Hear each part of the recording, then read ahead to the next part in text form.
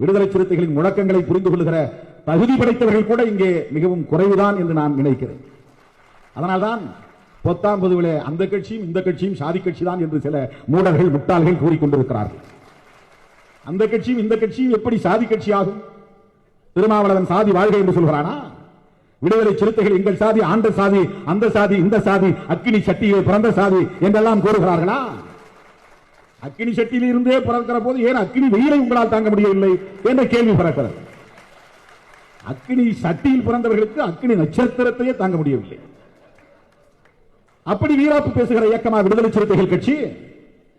அம்மா ஞாபகமாகத்தான் அதெல்லாம் செய்திருக்கிறார்.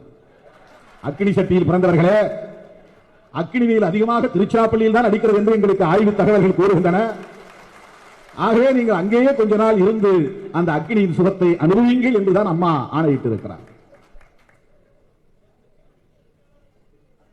ஆகவே விடுதலை சிறுத்தைகள் கட்சி சாதி பெருமை பேசுகிற கட்சி அல்ல.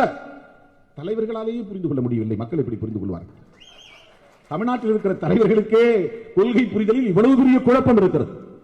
தொடங்கிய நாளிலிருந்து திருமாவளவனும் விடுதலை சிறுத்தைகளும் சொல்லுகிற முழக்கம் சாதி ஒழிப்பே மக்கள் விடுதலை.